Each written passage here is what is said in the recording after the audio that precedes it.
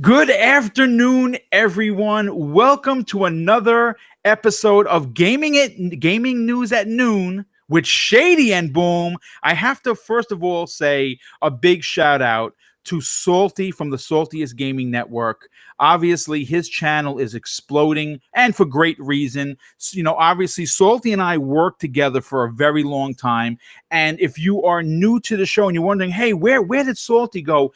He left the show because of family reasons. Of course, that is the most important reason that takes precedent over everything.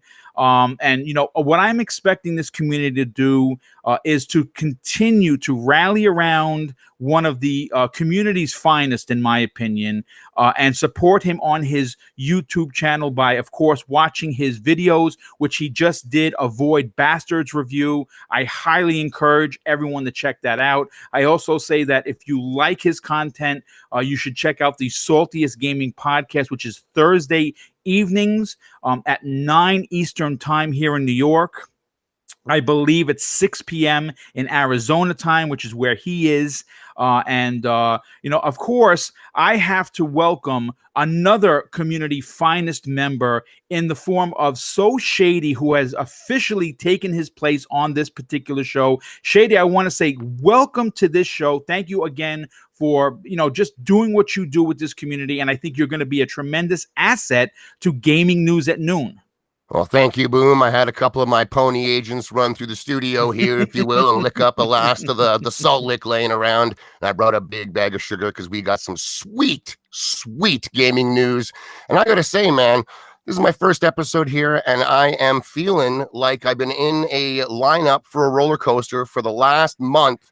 And it's finally my turn coming up in a few minutes, man. I got butterflies in my stomach, and I haven't felt like this in over a year. I've been podcasting for about a year and a bit now, all over the community, regular on many shows, and I haven't felt like this in a long time. I'm excited. Let's do it. Well, listen, this is a great show, and it's a more of a rapid fire show than what we're used to, simply because we have a total of 18 plus topics for today, and it's a 90 minutes that's going to fly by, simply because one. The topics are just, there's so many of them, so you gotta plow through them with giving the information in a proper manner to, of course, everyone that's listening. And more specifically, this particular chat on this show seems to get really involved with, of course, the amount of topics. So I want to welcome everybody here to tuning in. It's going to be a great show. Like I said, we have 18. Oh, there we go. There's me doing the replay. We have 18 plus topics. It's going to be fantastic. And so let's open up the show with what I think a lot of people are excited for. And I think if Salty is listening, he's going to enjoy this, especially simply because From Software should, and according to these leaks, should be showing something called The Great Rune, a new game on the heels of course, Sekiro Shadows Die Twice. And this mysterious information came to us on a subreddit. And, I got to say, it's certainly been a big week for sure. And it comes with speculation about what From Software's next game is going to be. And what's even more interesting, Shady, is that George R.R. Martin, who everyone knows from the Game of Thrones series, is apparently teaming up with From Software to bring the Great Rune to life. And I think that's a big deal. And in this subreddit that I was talking about, it became active only a couple of days ago with a single post that indicates that the forum will be dedicated to rumored From Software Great Rune information. So, I mean, listen, anyone could have made this, but I really think that there's a good chance that this could be real. First of all, what is your take on this, Shady? Are you excited to see? I mean, again, based on what we've seen From Software do, they are like, I would consider, not only are they a fan favorite, but they're probably one of the top developers, especially in the Japanese region. When you hear that From Software could be teaming up with the guy that brought us HBO's most watched program, what are your takes on this? I think that's pretty huge. I mean, the synchronicity of the two coming together at this time would be big. Like you said, From Software has been delivering like monster hits. They're fan beloved for a developer. They're delivering games that, you know, challenge the gamers out there to some a little bit of controversy, if you will. But beyond that, I mean, they are on fire right now. And George R. Martin, ever since the Song of Fire and Ice was adapted into the Game of Thrones TV show, I mean, the guy is as hot a property as you can basically get. So if he's able to bring his creativeness to their type of gameplay in an open world setting, I'm on board. Like, I'm excited to see what it is. Luckily, we've only got a few weeks left to see if it's a confirmed thing or not. I don't want to delve too much into it before then, because I do like to be surprised when it comes to E3 here and there. I hope I'm impressed more than surprised at the end of the day, but I'm excited nonetheless to see if this is a real thing. You know, also, first of all, more evidence has been brought about this, because, you know, when you start hearing a lot of E3 rumors, right, you have to take everything with a grain of salt until we actually see it. But former moderator who made claims that he's going to be doing the same thing for the Great Rune previously acted as moderator for Dark Souls, Dark Souls 2, Dark Souls 3, and Bloodborne subreddits. So I have to be honest with you, even though we don't have anything confirmed, you know, from Software, when you have someone that has worked with them in the past on 4 huge games, you gotta take it a little bit, at least more than a pinch of salt. Maybe it's a cup of salt. I'm not sure. But you know what? I have to give a big shout out to Ice Queen Gaming in the chat. She actually just said something. We have actually a hot off the presses breaking news. She's reporting that Death Stranding is going to be out November 8th, 2019, Shady. Are we finally going to get this game that, I got to be honest with you, I completely lost all faith in, because the trailers are just wacky. I have no idea what's going on. But like I said before, I did not check. Is okay. So we got Slow-Mo Backslap saying that Death Stranding is a buy for him. So there must have been something in this video that I did not see. I mean, listen, folks, sorry, I was doing housework prior to doing this show, so I missed out on this particular video. But Shady, let me ask you, dude. Is this a big deal for Sony fans, considering that it has been very, very light for 2019? Yeah, it is. I mean, and not to mention, Kojima is a legend to many in this industry. He gets a lot of eyes on the stuff that he's doing. This project specifically has had a lot of people just interested and wondering what is happening, myself included. I'm interested in the game. Juan Snow in the chat is wondering why I could be interested in that From Software game, because of the story.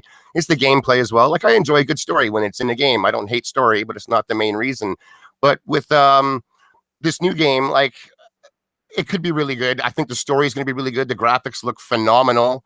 It looks way out there, like way, way, way out there. But it's a sci-fi way out there, and I'm all over that. So it's got me interested just on that alone. I also didn't get to see that new reveal just before the show. I was also busy doing stuff around the house. But I can't wait to see it afterwards, because I would like to know what it is that we are doing. I hope there's some action in this new gameplay and not just more delivering of things. But I'm excited to see it. It's also really good to have, you know, basically a date and a time when this thing's going to come out, because it was really nebulous there for a long time. So to have something coming out with Sony at the end of the year, that's awesome to see. Yeah, no, you know what? I mean, listen, I'm going to watch it. I hope that we have some sort of understanding of what the game is. You know, if it's a Metal Gear game, a type game, you know, with these creatures, I'm okay with that.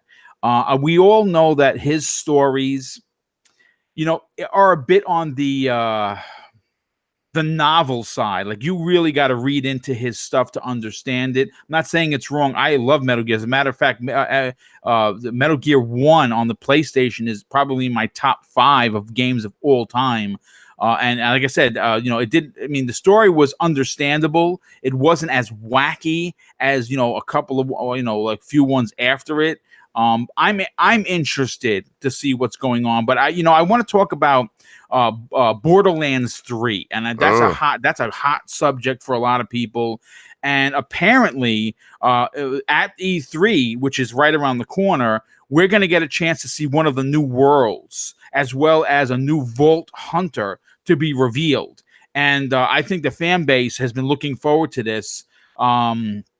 And look, we have to call a spade here, Shady. With the very public controversy surrounding Randy Pitchford earlier this month, it's actually, to me anyway, nice to get back to actually talking about video games, and of course, more specifically, Borderlands 3, something that most gamers, regardless of what flag you fly, are probably looking forward to. And we know that it's going to be, coming to E3. And I pulled the story from combook.com, one of my favorite sites. And the CEO of Gearbox Software took to Twitter and had this to say: Borderlands fans have a lot to look forward to at E3. We'll be showing new gameplay, a new Vault Hunter, and a new planet. Attendees will also have a chance to play Borderlands 3 at the 2K booth. We may even have a surprise or two up our sleeves. Hashtag excited. Shady, what do you think about this new information from Randy Pitchford? I think that's really cool, man. Like, just to know that there's multiple planets that we're going to be visiting in this Borderlands is exactly what I wanted to hear when I was imagining what Borderlands kind of has to do, because Destiny is out, Division is out. Like, looters, shooters have been changed up. Borderlands is keeping it old school in a lot of ways, but it is obviously expanding in other ways, the ways that I would like to see, which is just more locations for me to explore. So it's not just this barren desert wasteland virtually constantly. It's one of my favorite parts about a lot of the DLC was that it kind of took you to different areas that you didn't get to see a lot of the time on the regular Pandora map. I'm real hyped. They've also already shown off 4 Vault Hunters, so if they're showing off a new one, that makes 5. I wonder how many there's going to be to choose from when this game finally launches. I'm really hyped. I just hope, Randy Pitchford, more than just a month ago, man, that guy is mired in controversy. It seems every other week. And he just had something again the other day where he was retweeting some terrible thing with like a crab fighting a kitten or a cat or something. It was terrible. It's just like, what are you doing? You have almost the easiest job in the industry of just promoting Borderlands 3. Most people already want to buy it. Just talk about the game. Stay away from everything else. My God, you're self-detonating for no reason. So, like, I'm still hyped for the game. I'm excited that it's coming this year and that we're going to get a big eyeful of more of it, basically, in just a few weeks. Yeah, I got to be honest with you. I agree with you. Look, I don't know Randy personally. I met him once. The guy seemed like a gentleman. He got it. My friends and I, we were at a PAX East in Boston. We got a chance to talk to him right after the Aliens reveal, which, of course, then that game is riddled with controversy. But I enjoyed the game because I'm an Aliens fan, so that's fine. No one's ever going to take that away from me. But with that said, I'm with you. I think that magic tricks and bullying your employees and fighting with Game Informer publicly. I think someone from PR needs to seriously just grab him and say, "Listen, Randy, whatever you're doing, you need to stop. Just talk about the game. The people want the game." Well, just the other week, I saw him tweeting out just some of their shift codes. And I'm like, yeah, just keep doing that. Just give away free shift codes to people and hype up Borderlands. Don't talk about anything else. Don't do anything else. Maybe even stay the hell off of social media. My God. Yeah, I agree with you. I think that at this point, I know a lot of people say, well, negative press is good press. Negative press is negative press. And I don't necessarily think that it's going to hurt Borderlands. I'm going to be honest with you, because Borderlands 3 is a very sought after game. I think everybody in the chat would agree that everyone's excited for it. I'm excited for it. But I agree with you. I think that he just needs to kind of just reel it in a little bit. And, just talk about the game, get up there, make sure everything works, don't have another PAX East 2019 incident where the whole, reveal was ruined because you didn't check your shit. So make sure that's done. And, I don't know if he's going to be up on the Microsoft stage. If he is, I hope he's professional, because we don't want any more controversy. But I want to move on to the next topic. And unfortunately, it's controversial ridden. Anthem has once again made the news, and it's not good, Shady. According to Game Rant, the Xbox One version has fewer players than Fallout 76 and Battlefield 1. And all I could say is, wow. Now, after years of hype and anticipation, Shady, Anthem may very well go down as one of the biggest flops in this entire generation. And listen, if you enjoy it, I hear you. I'm not taking anything away from it. I play a lot of shitty games that people don't like, and I'm okay with that. But it is unbelievable that a game with this amount of hype, and it had good sales to boot, has and according again, this news comes to us again from comicbook.com.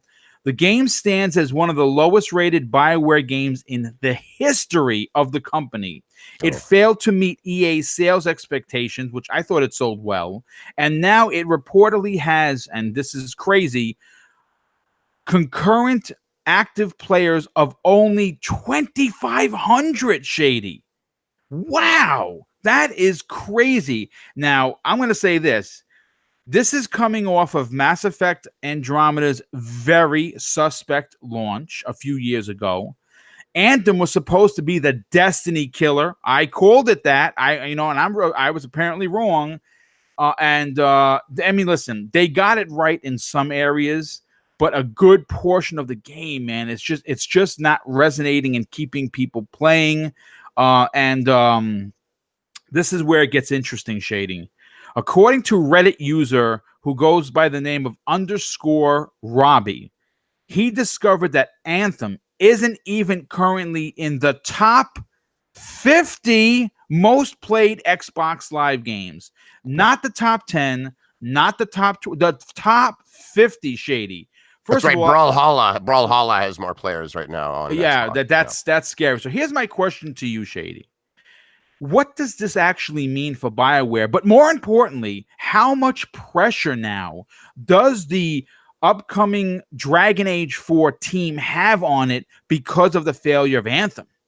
I'm not sure how much connected outside of the community pressure for Dragon Age. Like, they are different teams. I know the leads are the same guys. Like, the leads from Anthem have moved on to Dragon Age there. But overall, I think they've kind of getting their act together. I think EA got woken up a little bit that they can't just leave BioWare alone in their with their cauldron of quote-unquote magic and let things happen anymore. It doesn't work out that way. A lot of money was spent on Anthem. Like, a lot of money was spent on Anthem when they could have gone easier, more obvious routes, like worked on Mass Effect themselves instead of farming it to a smaller team and calling it BioWare like they did.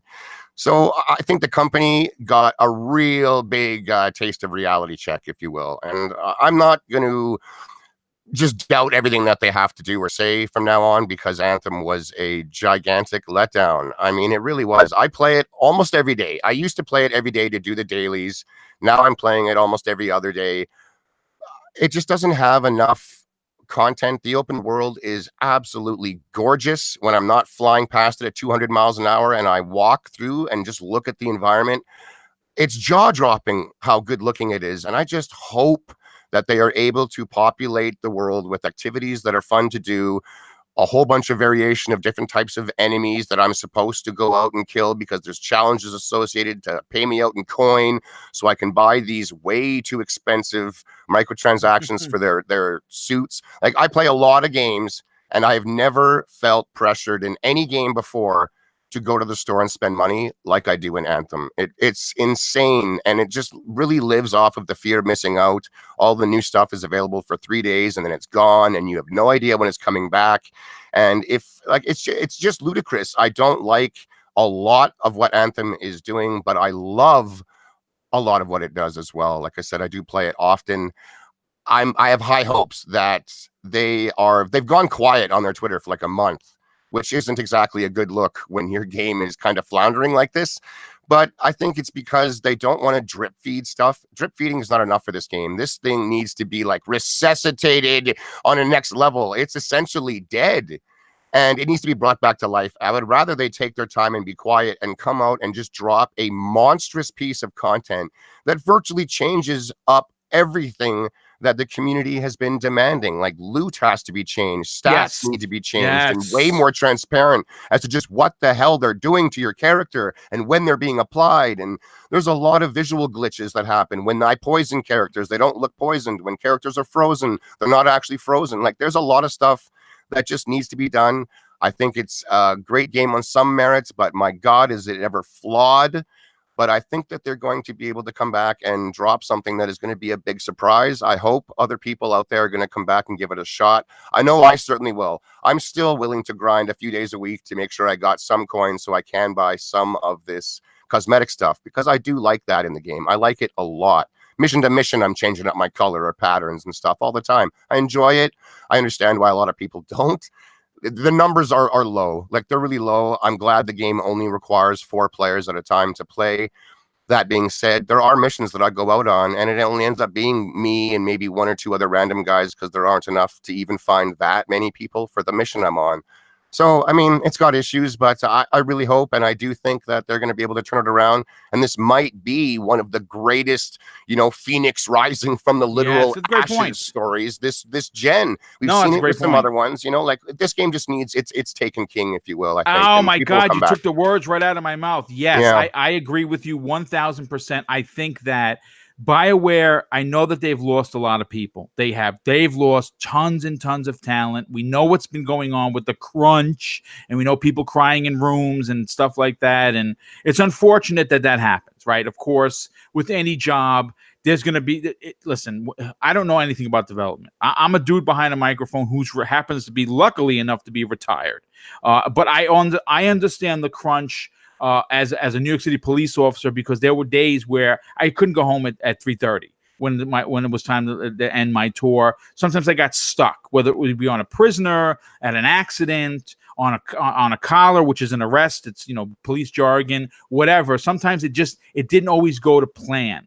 Working in the video game industry has to be very similar, where when you have a deadline and something has to be by this date, sometimes you just got to put your head down and work. Yep. Obviously, things went wrong. The game has completely imploded, but they may eventually have their taken king moment. That's a great point. I was waiting for my in to say that, so you took the words right out of my mouth. But Shady, I want to move on to the next one. Ubisoft is what, obviously, we did a couple weeks ago. We talked about Ubisoft in depth. We actually did a whole topic on it. One of my favorite companies. They're in the news for a couple of reasons. One, which is the Ubisoft Pass, and that's actually going to be a big topic on Breakfast with Boom. But what I want to talk about today is apparently they're going to announce a game called Roller Champions. It's a brand new IP, and it's their answer to Rocket League, just with people on skates from the picture I saw.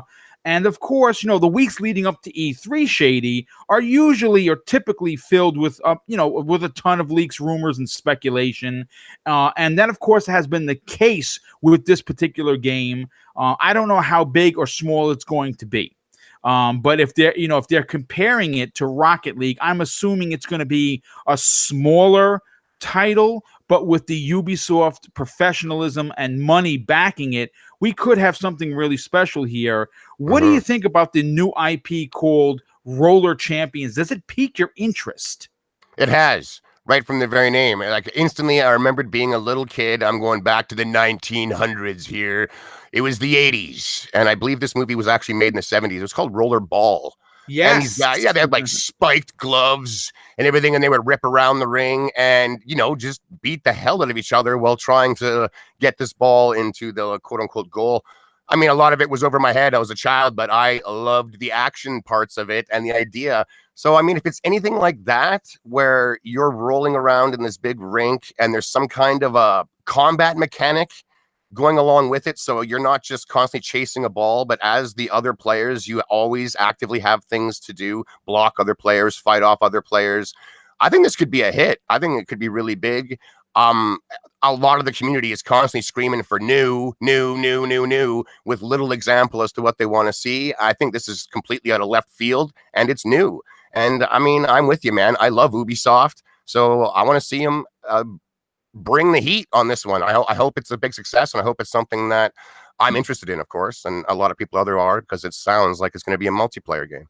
Real quick, just to roll it back a second, I want to give a shout out to Silverback in the chat. He says Division 1 is the best Phoenix Rising example story. I agree with you. That's a great point. I just wanted to bring that up. I know we talked about Ubisoft, so boom, there's a Ubisoft tie-in. But yeah, that's a great point. The 1.8 update that opened up the entire West Side Highway for free. Really kind of just, they addressed everything, and it just went right into 2, which is why 2 was so successful with of course the fan base. I was gonna say, look at Rainbow Six. That game Yes, struggled at the another beginning, one. Yes. and it's now gone on. Last I heard is that game has made Ubisoft $1 billion with a B. Yes. $1 billion. Like, Yeah, from they're a up to struggling season game, 5, by the way. Yeah, from a struggling game to having one game become $1 billion franchise. That's a huge comeback story. I mean, Ubisoft, they've got it, man. They listen to the community, and they seem to be able to come back and fix the things that people have issues with, and really make a lot of gamers out there happy. I love the company. I agree. I think what they've done, they've positioned themselves as to be one of the best developers and the most listening type of developer in the entire industry. Like, they listen to their fan base. When the fan base has an outcry, they address it. They're constantly updating the fans through social media. They do a lot of great things. So, in regards to Roller Champions, look, I'm going to say this. There's nothing wrong with sequels, but it's always nice to get a new IP. And even though it's not going to be this AAA banger that has you playing, like, leveling up your character, and we don't know, but even if it's a smaller title, I'm okay with that, because I really enjoy Rocket League. I own it on every console, the PS4, the Xbox One, the Nintendo Switch. So I would not mind playing a game similar to this, where you are fighting off one another. It sounds like it's going to be interesting. I hope that we get a chance to see it, which of course is going to be E3 in a couple of weeks. But I kind of want, Boom. I was going to say, I wonder what the monetization on this is going to be. Like, there's a chance if they wanted this game to be instantly big, you go free to play, and you offer like cosmetics. Like, already, I'm just thinking 2 tons of cosmetics in a game like a rollerball type of game. So I think they could go that, especially if it's a smaller title and it's multiplayer. You're going to need an active player base, obviously. So if you give it away for free and you try and make money by selling skins or battle passes, whatever you want to call them, I guess, little season pass deals, it could be a really big success versus trying to get us to pay 20 or 30 bucks. No, absolutely. I think that, obviously we've seen games. Now, look, free to play is a good model. It's not always a winning model. It's not. But some people do it right. Fortnite does it. They're the kings, right? You can't, you have to take down the king if you want to be the king. And no one's been able to do that. Apex Legends, it gave them a good challenge. PUBG wouldn't count because you actually have to pay for PUBG. I think actually you still do. This could be something in the lines of a free-to-play title where they do fund it through character skins. Listen, I'm going to tell you right now, and maybe I'm part of the problem, and I'm okay with admitting that. If you're going to tell me that I can get a Splinter Cell outfit for one of my characters, I'm fucking buying it. Pardon my French. I'm sorry. I'm going to be Sam Fisher on a pair of roller skates. From what I'm hearing, that new Dauntless game is another great example of a free-to-play. I watched my bro play it the other night, and it's like Monster Hunter free-to-play, also from Epic, and it's doing big numbers as well. Like, if you do it right, it's a great model. People will come. People will come to your game. Obviously, Dauntless, which I actually don't have a story about that, but we can kind of just jump into that real quick because obviously it's a hot topic. Dauntless has I don't know what show I was listening to the other day. I think it was the Iron Lords podcast. I think it was the Gaming Addict that's on there as well. That's part of that crew was saying that he had a wait list of like 3,000 people. Oh yeah, I could be wrong. I think he might have said 30,000. Yeah, I've seen some 30, 50,000. Okay, there you go. So I wasn't wrong. Okay, just the other night, my brother loaded it up and he was instantly in playing. So I'm not sure if that's the way it always is. I did try watch him try and find like a hunt to join, and he was walking around the town for like 3-4 minutes. So I mean, the game's not perfect from what the little bit I saw, but I am hearing people having a really good time with it once they get in there and go, and it doesn't cost anything. So there's no risk. Yeah, look, if I'm going to say this, if it's a game that is going to be free to play. I'm probably going to play it. I really enjoy Ubisoft stuff. Their games are quality, even though there are microtransactions in them. They're never down your throat and in your face. I appreciate that. And like the last 2 Assassin's Creed games, there was a ton of shit to buy. But with that said, you actually had to go looking for it. It wasn't in your face like buy. Like there's, you turn on your screen and it's just all it is microtransactions. You actually had to go looking for it. So I'm very interested, to say the least. And I'm hoping that that we do see it at E3. Real quick, JD Gamer, who's a big fan of the show, and I'm a big fan of his, he actually asked a question: which is bigger, Fortnite or Apex Legends? I'm gonna be honest with you. The thing is this, JD. I don't like Fortnite. I appreciate what it stands for. I understand that there are so many, especially the younger generation, love it, and that's awesome. That's awesome. That what I love about that particular game, Fortnite. It's what Pac-Man was for me, right? Because I'm an older gamer, right? So when I played Pac-Man on the Atari, or I played Mario Brothers on the NES in '85 when I got it when I was 15 for my 15th birthday, that's what Fortnite is for a lot of these kids. It's their first real big game, and they're gonna remember for the rest of their lives that when I was this age, I played Fortnite like an animal, and I couldn't stop playing it. So I'm happy that Fortnite itself is meaningful to the younger generation. For me personally, the whole battle royale thing, just not for Boom.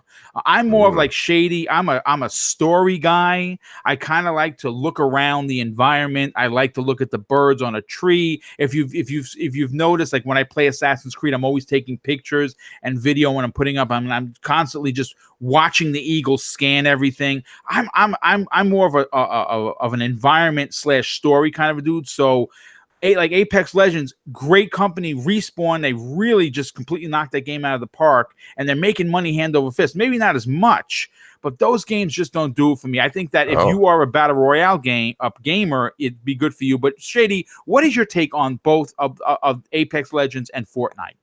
I think both games nail what they're both trying to do. I mean, Fortnite is gorgeous. On the X, it just looks so nice. It runs buttery smooth. The popularity of it, to call it even popular, is downplaying it. I mean, this game has shattered the zeitgeist in our culture and is doing huge things for gaming in general, just getting it out there, getting it seen, some of it for the bad, some of it for the good. I could only imagine the nightmare today trying to be a teacher to teach these kids who all have phones in their pockets, trying to keep Fortnite down. My God, it would be ridiculous.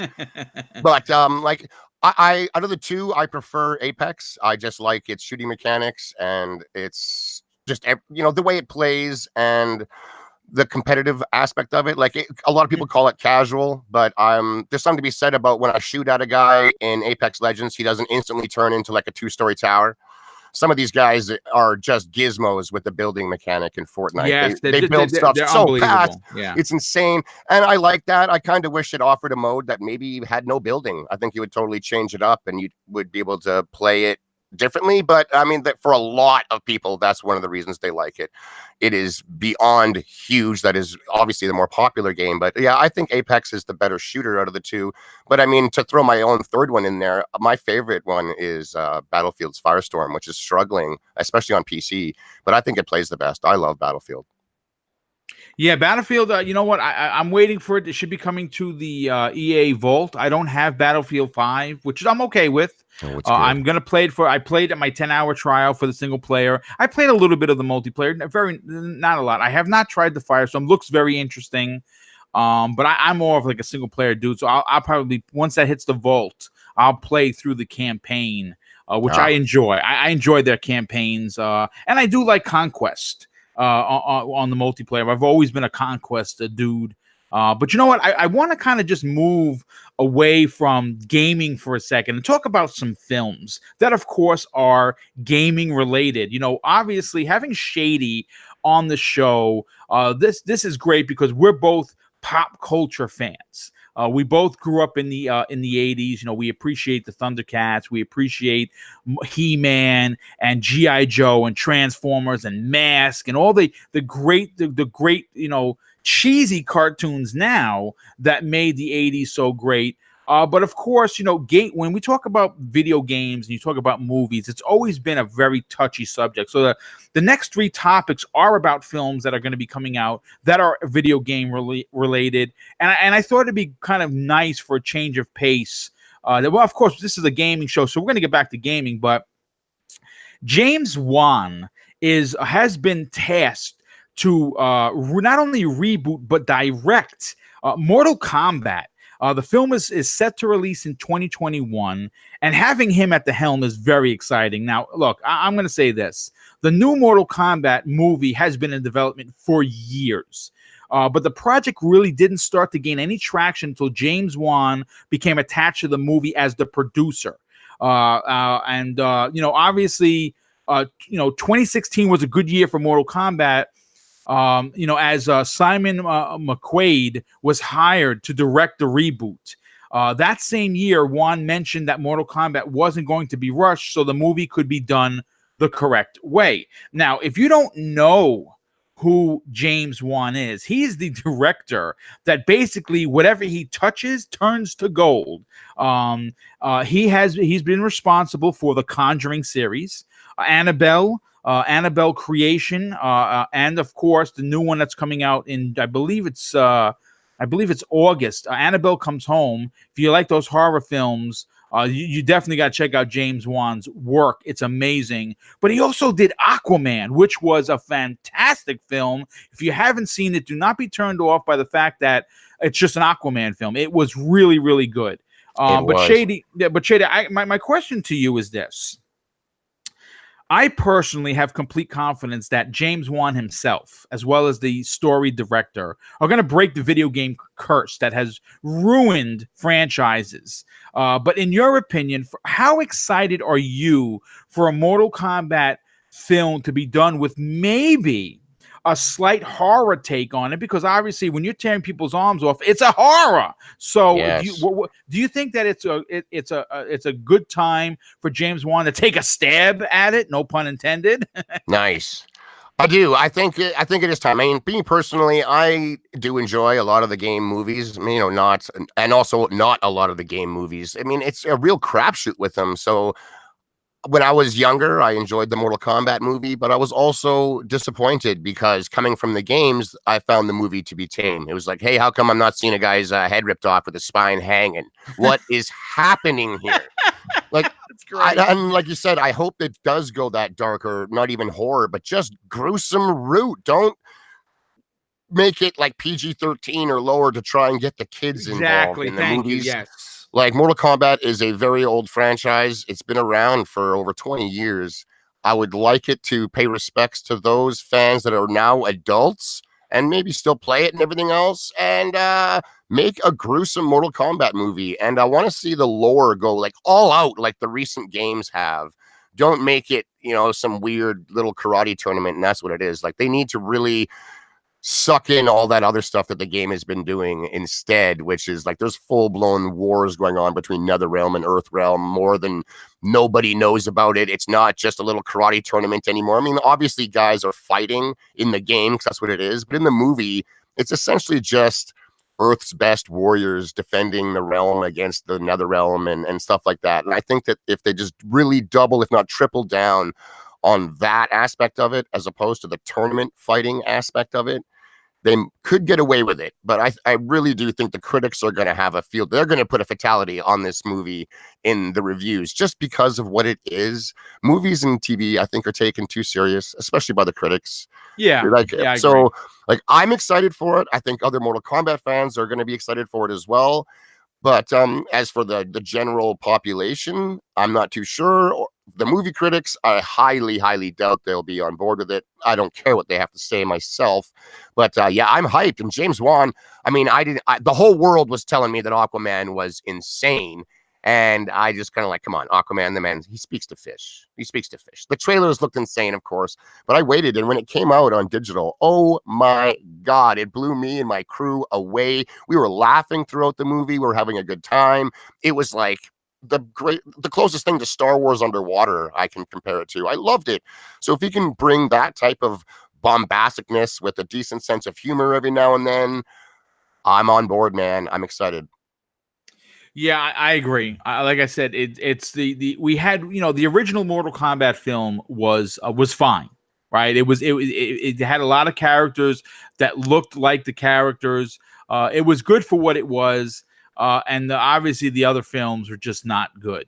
There was actually a Machinima miniseries on YouTube Yes, a there little while was ago, and that actually was not bad. decent. Yeah, Yeah, it it was was not decent. bad. You know, it's like got a YouTube budget. Yeah, I wasn't expecting too much, but it was all right. So I think if they kind of pull from what worked over there and then apply that Hollywood quote unquote magic, I don't want to use the term; it's been muddied by BioWare, but give it the big budget and you bring in a director that knows how to make an action movie and make it entertaining. I think they could have a big hit on their hands out of nowhere. I mean, I do. I think with him at the helm, with him producing, he understands movies. He understands film. He understands lore. I mean, you can see what what was put together with all of the horror movies he's done with The Conjuring and how it's followed the story of that couple. And it's branched off. You had The Nun, which was terrifying. You had you had the Annabelle creation film that was terrifying. If you like those horror movies, he does it right, and I think that he can find the right blend of action and horror because he did action real well in Aquaman. So the guy knows what he's doing. But I want to talk about the next topic, and I think you're going to dig this. I know this is going to put a big smile on your face. Star Wars Knights of the Old Republic movie reportedly in the work at Lucasfilms. And this leads me to believe a couple of things. We've been hearing rumblings of a KOTOR 3 or possibly a reboot.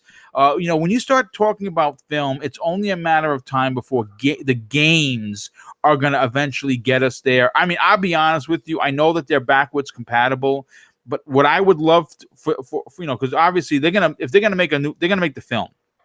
They may be doing this from the ground up. I would love for them to just to reboot the first two, one by BioWare, one by Obsidian. Reboot that with some 4K graphics, with achievements, and let us play that from the beginning again while they're putting this, because I think it's going to do well. But ever since Lucasfilm first announced that they would be making spin-off movies in the Star Wars galaxy, many fans, including myself, and I'm sure you as well, Shady, have been clamoring for the project that would focus on the Knights of the Old Republic. Yes. And the wishes may soon be granted to the millions of fans of that particular part of Star Wars history.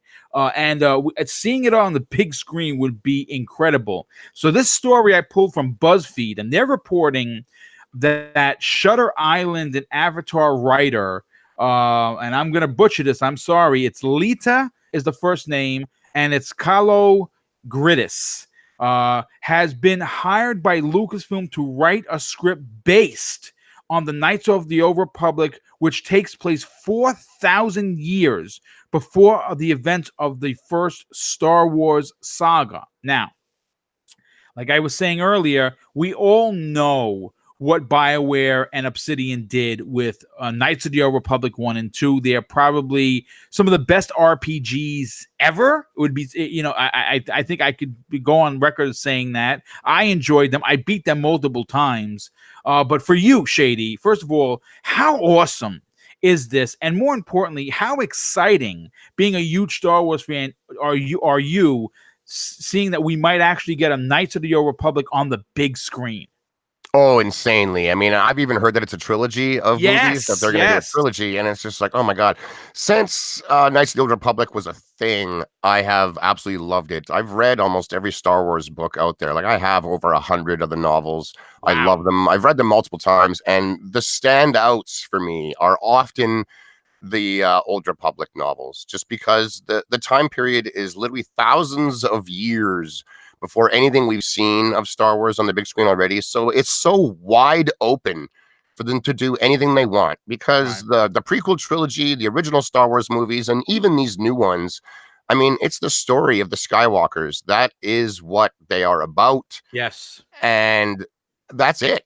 They try and branch off and do, you know, separate stuff, and there's just a lot of people that are kind of like, hey, where's the Skywalkers? Like, we know that they're the focal point of the action of the galaxy at that moment. So to kind of pull away and do other things, while I enjoy it as a Star Wars fanatic, like that new Mandalorian show, I cannot wait to get into it.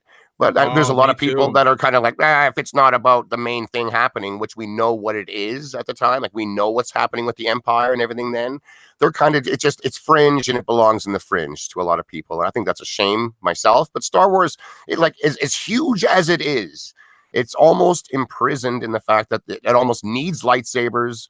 It needs TIE fighters and the sounds. It needs X-Wings. It needs R2 and 3PO. Like, there's certain things that if it doesn't have, even a lot of Star Wars fans are like, what is this? So it's almost a prisoner of its own tropes, which is weird because it's just so gigantic. All the books, the games, the expanded lore is huge and doesn't always resonate. Whereas the Old Republic did resonate with a lot of people. It was very successful for them.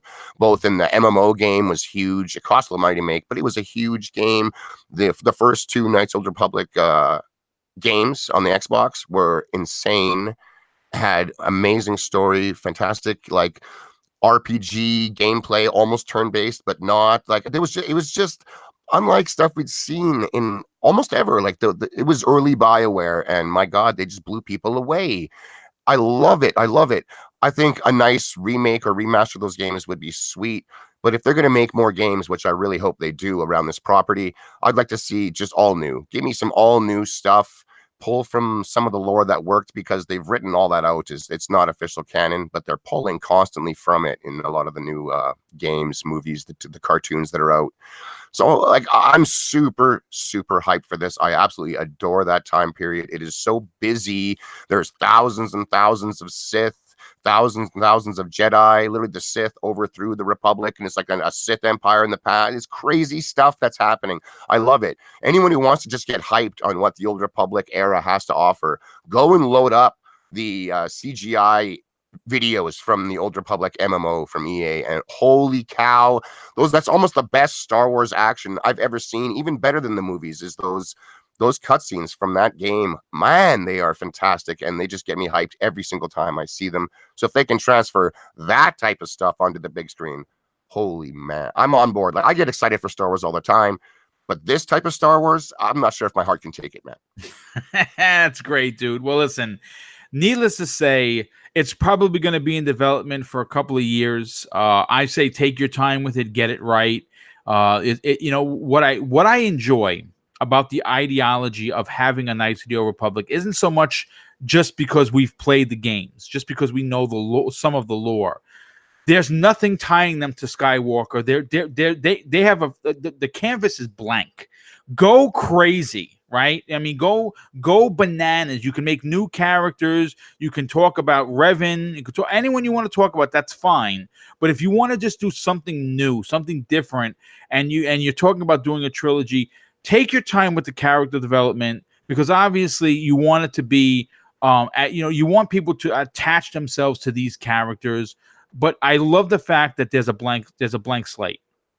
Nothing to do with Vader, nothing to do with Luke, nothing to do with Obi-Wan. No, nothing. Clones, nothing. It's 4,000 years. It's wide open. That's just it. And like, even though I've read so many of the books, if they were to start pulling some of my favorite characters like Darth Bane and how he brought in the rule of two, if they even made the whole trilogy about Darth Bane and how he brought in the rule of two for the Sith, oh my God, I'd collapse. It was such a good story.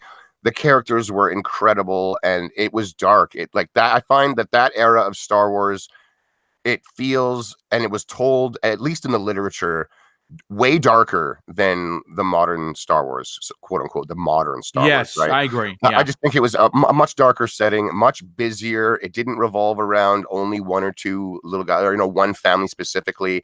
I just think it was really busy, and man, the stuff they can do with today's special effects and whatnot. I just hope that they deliver on all fronts, not just the spectacle, but the writing, the story, the characters need to be someone that I enjoy. I found Star Wars to be somewhat soulless for a while now, almost since Disney bought it. It's got some entertainment there, but as a Star Wars fanatic, I think it is seriously lacking something, and whatever that is, I hope that the dudes from Game of Thrones there, man, they can find it and bring it back Yeah, in this yeah, era. that's Big time. a great point. That's a great point. I mean, again, when you look at what they did with Game of Thrones, and now they're attached to this project, that's a big get. That's a big get. It is. But I want to continue with, of course, obviously the MCU is hot. The missus and I watched Captain Marvel again. The second time we're seeing it. I loved it even more. I know a lot of people on Twitter are like, yeah, whatever. I didn't like it, this, that, and whatever. I love the film. I love origin stories. I love the way they told her story. I really enjoyed it. And obviously with Endgame, just finishing basically, and as we know, Spider-Man Far From Home is going to actually close out this generation of movies, and we're going to start phase 4 with whatever comes after his film, which I think is great. But what's even greater is that James Gunn, who was involved in some serious controversy earlier last year, obviously he was fired from Disney. And I think it was unjust because it was weak sauce, in my opinion, simply because it was just pictures. Even though they weren't flattering pictures, you can't just say someone's guilty without checking it out, right? It's not guilty before innocent. It's innocent before guilty in this country.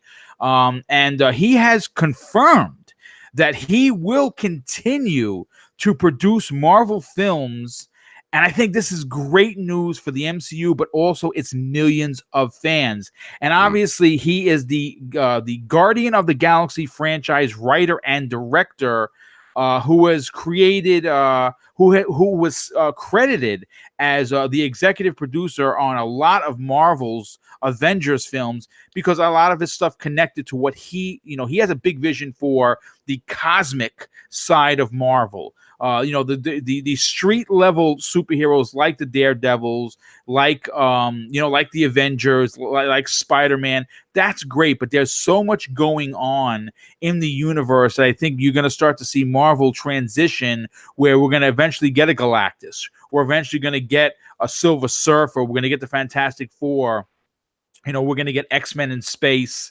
We're probably going to get the Nova Corps. And I know that in the phase 4, the Eternals is going to be a film, which is going to be interesting. But I want to read what he had to say. I thought it was really interesting, Shady. He said, I keep producing stuff. And he told this to the Hollywood Reporter when asked if he'll stick around to act as producer and on the future of Marvel films, especially on the cosmic side. And this, he also said this: I think that at the end of the day, producing something like Brightburn, where I really was on set every single day and working with the director, Dave Yervesky, and working with Elizabeth Banks and trying to make this movie, it's a little bit more fulfilling in some ways than what I do with Marvel. Where I'm giving notes on a script and helping them out with the character and guiding an overall thing. I think, I'm a filmmaker, so I like making movies and telling stories. This is a big deal. This is a big deal for Marvel, simply because we know what he did. No one expected Guardians to be good, right? I mean, I said Guardians was going to be great, and it wound up being great. But in your opinion, how important is it for James Gunn to hang around with Marvel on the cosmic side? I think it's big. I think the cosmic side was neglected for too long. I mean, they built up what they built up, which worked obviously for them. But being a sci-fi guy, the cosmic side of the Marvelverse really has me intrigued. I like it a lot, like a whole lot. So, Guardians of the Who. My God, like when you can turn something like that, where people they had no idea who these characters were. This wasn't, your Iron Man or a Superman or a Batman or Spider-Man or any of the obvious comic book characters, the legends. Guardians of the Galaxy is relative. I'm going to use the word here. It's niche. Very niche in the comic world. Very. And they came out swinging hard, and the movie was a massive success. And they're all household names now. They're up there with those legacy characters. And that is essentially due to James Gunn's filmmaking. It was fantastic. I thought it was also insanely weak that Disney let him go for what it was. It was like over a bunch of tweeting and social media stuff over a decade ago that had already come to light. Disney knew about it. It was dealt with in the past, but because of today's social pressures, a lot of it was social media. Yes. It was brought up again. And I mean, there was just a lot more people piling on it. And I think they knee-jerk reacted in the worst way possible. I mean, he was coming out and saying back then he considered himself a little bit of a quote unquote provocateur. You know, you say some things that you don't necessarily mean or think to get a reaction out of other people. It's like an ongoing social experiment for those types of dudes that do that type of thing. And since then, he's moved on, he's matured, he's grown up. That was a long time ago. He made them a lot of money, and to treat them the way that they did, I thought was brutal. I mean, money obviously speaks volumes, I think, or he just has a serious love for the franchise. One of the two, probably both. It's nice to see him come back. I hadn't heard much of this Brightburn thing, but after reading what you'd send me, I'm really excited to see what that's all about, because it sounds really good. And he sounds like the kind of guy that likes to, you know, get his hands into the cooking, man. He's not just there to judge it at the end and throw his 2 cents on how it should have been done or how something should look. He really likes to get in there and make movies hands-on every day, interacting with the actors and the other people involved. I think that's fantastic to see, that he likes to take on that type of role and not just sit back, make a bunch of cash, take credit for it. And really, he just chose the new color of Star-Lord's jacket or something like that. Like some of these, once a lot of the work is done, I think a lot of the creative guys kind of take a little bit of, you know, they just don't work as hard. They move on. They're already thinking, 2 films ahead. Yeah, or he's kind of like, it's just, I really enjoy his movies. They got the visual flair to them is fantastic. Yes, very unusual. He what I like about James Gunn's work is that he's very explicit with detail. Yeah. You know, he's, you know, obviously his soundtracks for all his films are fantastic. You know, you know what? I want to segue into keeping with James Gunn's recently released Brightburn. That is getting a lot of buzz. Some people in the chat are talking about it, which is why I'm glad they are, because it was, the next topic. Apparently, this James Gunn produced superhero horror film opened in theaters over the weekend, and it's telling audiences a very terrifying Superman-esque tale where instead of being the good guy, he's the bad guy. And, obviously, I'm not going to spoil the end. I want to, I'm going to take the names out because I have them in the show notes. But apparently, all I'm going to say is this. First of all, shout out to JD Gamer, where he just dropped an outstanding $5 super chat.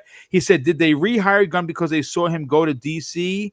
And the possibility they couldn't have made well, look, I mean, listen, he's going to be doing the Suicide Squad reboot, and I don't think that's why they hired him. I think they had to hire him because of his vision for the cosmic side of Marvel. I think Disney understood that they effed up. But with this particular tale, JD Gamer had said it seems as if it's an Elseworlds tale for Superman, and it really is the origin of. It's a Superman tale without saying it's a Superman tale, where he goes from being a good guy to the horrible a person. And all I'm going to say is this: I haven't seen it. I'm going to go see it maybe over the weekend with the missus. From what I'm hearing, stay for the end credits, because there is a secret ending where 2 other characters that are currently Justice League members. Again, this is not a DC film, but they are very similar in description to 2 very famous other Justice League members that he's going to make films based on. So I think that we may have a franchise here that's not attached to DC, but but the way he did it is pretty incredible. First of all, are you excited to see Brightburn, Shady? Oh yeah, big time. Like I said, the description you sent me, I'd only heard the name tossed around a little bit recently, but no details. And then the notes you sent me, I was just like, oh baby, I need to see this like bad. It just sounds fantastic. It's just a different, darker take on the typical superhero movie, if you will, and shows it from a different side of things. It seems I'm on board, man. I like it. And like I said earlier, he was excited to be hands-on with this thing day in and day out, really getting dirty, if you will, in the details of it. He wasn't just kind of, sitting back and tossing an idea out here and there. I like that. So I'm really, really intrigued to see what this is truly all about. I'm glad it's got some hype behind it too. Yeah, no, absolutely. I'm super stoked. Hold on, as I'm gonna say it's the always the fire department. They're hyped as well. They're hyped. They're excited. They're running to see Brightburn right now, as a matter of fact. But listen, if you're curious, I'll read the description just so everyone is on board. Brightburn tells the story of a young man who arrives on Earth as a baby and is discovered and taken in by a married couple. Sounds very Superman to me. The couple raises the boy as their own, but as he grows older, he discovers that he has powers and is unlike anyone else on Earth. As his powers emerge, others struggle to understand who he is. Unlike a more familiar superhero story, the boy doesn't lean into the idea of using his powers for good. Instead, the boy experiences some big changes, and the story takes a terrifying turn where he ends up devastating the entire town through a terrible force that cannot be contained. Oh, so yeah. This listen, it gave me goosebumps reading that, folks, and I wrote this stuff. So I love it. It's one of my favorite questions that I ask people all the time for like over 20 years was, if all of a sudden you woke up tomorrow with Superman powers, what would you do with them? You gonna go for and, me, and I'd be a play good hero? guy. Like you're gonna play here? You float up in the air and use your hearing to listen for people yelling for help, and you're down there snagging the purse off of that mugger, or is he like, you know what? The world needs money. I want things, so you just walk in, through the wall of the bank, if you will, take what you need. Like, what do you have to do? I always thought you'd have to make a big global example of just, I don't know, someone horrible, some horrible group. You got to take them out while flying the whole time so everyone can see what you're up to. And then you got to just be like, hey, look, obviously I'm, King Dingaling now. I'm going to maybe kind of rule the world. I want what I want. You're going to give it to me. I'm not going to be a tyrant, but you're not locking me up. You're not doing tests on me. Keep the military out of here. I'll keep order. It would be an order. I mean, I do run the Sesh Empire, so don't fault me. It's the way it goes over here. But yeah, I've always asked, what would you do with Superman's powers? And I think that this movie is asking it and answering it in a different way than what we've been given before. Yeah, no, real quick, Novad Seller in the chat. First of all, thanks for being here, dude. Appreciate that very much. He says, I saw Brightburn. It's not great, but it gets really close to great. I mean, that's a pretty good description for my take. I'm gonna definitely go see it, and I'm looking forward to it. But I want to move on to the next topic, and we're back to gaming as usual. And of course, Call of Duty Modern Warfare, which a lot of people are taking claims for, saying that this should not be called Modern Warfare. A lot of people are pissed off about the name. Apparently, the game is based around, and this is I'm slightly confused. They're calling it the most controversial Call of Duty title in the history of the franchise, comparing the game to the No Russian level of Modern Warfare 2. Shady, oh my God. I know that you're hyped for this. Why don't you take it away and talk about this for a second? That's crazy. That's a lot to say. That level specifically, when it first came out, it got a lot of heat, man. Like, for people that haven't played it, you're basically playing as a terrorist that's going through an airport, just gunning down innocent civilians, running from their lives, like trying to pick up their wounded loved ones off the ground. And you can walk by them if you want. I didn't. I had to convince these terrorists that I was one of them. I'm like, all right, this is my moment where, evil is going to be done regardless of what I'm up to. And I'm trying to make an impression on these terrorists so they don't question who I'm with. I was going for the high score. That's what I'm trying to say. I was going for the high score in that level. Oh my God, I was shooting absolutely everyone that I humanly could. Look at this guy over here trying to drag his wife. Shoot him after I shoot the wife. You know, like just savage. I played the game like a savage. I freaked out. My roommates at the time, they're like, I don't know if you should be playing the level like this, let alone replaying the level right afterwards. I'm like, hey, don't worry about it. No one's getting hurt here. It's just it's just games. Yeah. Just having a fun. Like, some people are just abhorrent with that kind of thing. And I don't know, not me. It's entertainment. It's not reality. When anything like that happens in the real world, it is absolutely disgusting. There's zero tolerance for that type of thing. I can't stand it. It's gross. Like, that's it. But when it comes to my gaming or movies or books, entertainment in general, media, I think it should be because it's fiction. That's why. Right. No holds barred. Right. Like, humans have a dark side, and if the only place that we can actually let it out is in our media, that'd be a fantastic world. It'd be fantastic if that was where it all went, was just in entertainment only, as opposed to manifesting itself in the real world, causing real world consequences. I don't like that type of stuff. But them coming out and saying this type of thing, it did excite me. I'm not sure what they're going to do with that, because that level specific, like, what is this whole game me playing as a terrorist and I'm just running around the continental United States and other places in the world killing innocents? That's the game. I'm not sure how they're going to maintain that type of controversy. Yeah, a level you can get away with. I think an entire game built around the level is definitely questionable. But I am going to say this, obviously, Shady, fans are gearing up for the official announcement, which is supposedly going to be coming very soon. If not now, I would imagine at E3 for sure. The question is, where are they going to show that announcement? I'm assuming, and we have heard rumors and rumblings that Microsoft has once again regained the marketing rights. Again, this is grain of salt time, so we don't know is what we're hearing. But where else are you going to show it? Activision is not having their own conference. They're not going to show up at the Ubisoft stage or the Nintendo booth, right? So it would make sense, just based on logic that's in front of us, that it's going to show up on the Microsoft stage running on the Xbox One X, because obviously that is the best place to play. But you know what? YouTuber Long Sensation has been pretty spot on with his Call of Duty information in the past. And apparently, this is what he had to say. It said it will probably be the most controversial Call of Duty to date. Really interested to see the mainstream media response. And according to Kotaku, the main campaign will be very much inspired by the shocking, brutal moments of the No Russian mission from Call of Duty Modern Warfare 2. Despite the option to skip the violence, the mission sparked outrage from the wider world that was watching, which we talked about. And of course, I'm going to, follow that up with a question to you. And I think you might have answered, or I want you to elaborate on it. Obviously the level of violence in that game, in that level was over the top. I mean, like when I first played it, I'm going to be honest with you, I didn't shoot the gun.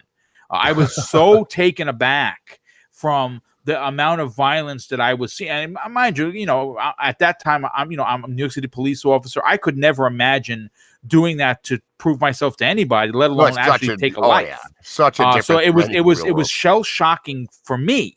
I don't necessarily know how they're going to pull off an entire game based on the level of that violence. What do you think, dude?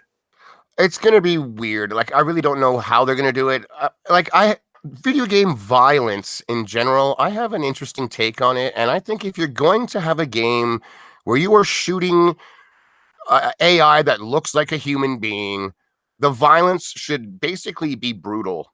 It should be brutal, because to depict that type of violence where the other character just falls over, there's a lot of young people, a lot of impressionable people, a lot of people that maybe don't necessarily disassociate their entertainment from the real world a lot. And if they're playing a lot of games where you're just shooting at guys and they just kind of neatly fold over and lie on the ground and that's it, I think it gives almost a too neat and tidy representation as to what is actually going on here. When you are shooting people, especially with these high caliber weapons and stuff we're using in games, it should be morbid. Like, if you're going to make a video game about war, it should be morbid. War is morbid. It's kind of a morbid thing that we get entertainment out of simulating it, but we do. And it's odd that I think if they crank that violence level up too high, all of a sudden people are like, oh, this is disturbing.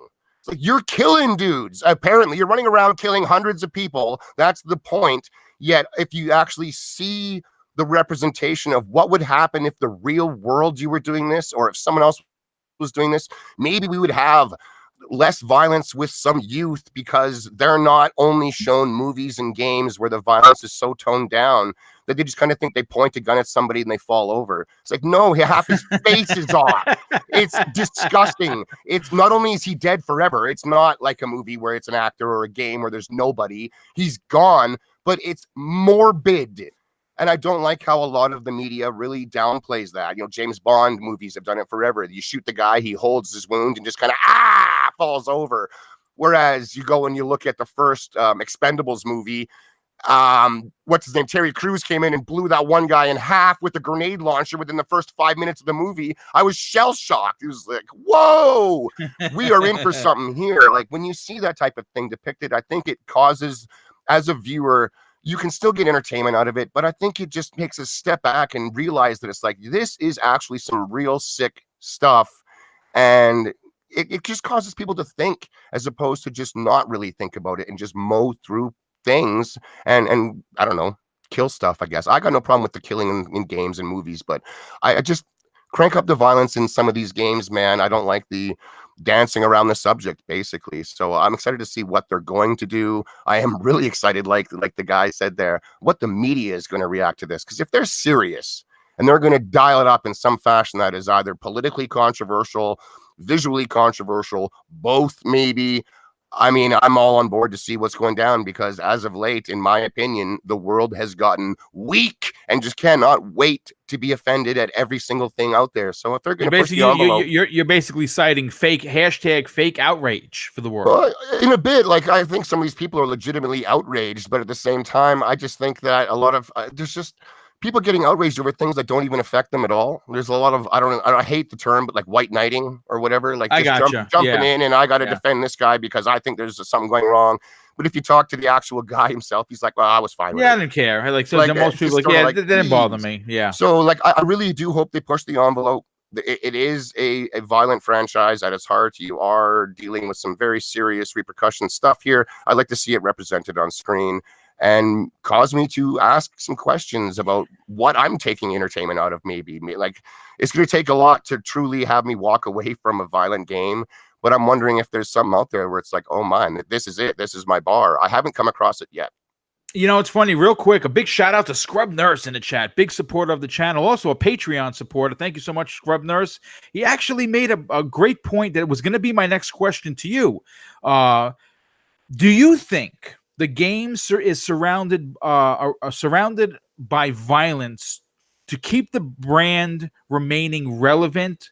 And do you see this kind of like a stunt? And that's exactly what he was asking. He says it seemed like a cry for attention to raise hype for the game. You see that's where I kind of want to just draw a little bit of a virtual line. See, because I'm a Call of Duty player for the single player. Jerry Bruckheimer explosions, big events. If you're riding you're jumping over tanks and you're dropping grenades into the porthole. Big ships are explode. I'm into those big moments, which Call of Duty has been known for. And when I see this, obviously, the Call of Duty franchise has seen a significant, I'm not going to say the word decline, because they made money hand over fist. There's no doubt about it. Call of Duty is the seller each and every year. But in regards to relevance, last year, the single-player campaign was removed at the last minute because they weren't going to finish on time. We didn't get that. We're finally getting back to the single-player campaign. Now we're hearing it's going to be focused around violence. Is it unnecessary violence? I don't know. Do you think that this is an attempt, like what Scrub Nurse was saying, to remain relevant?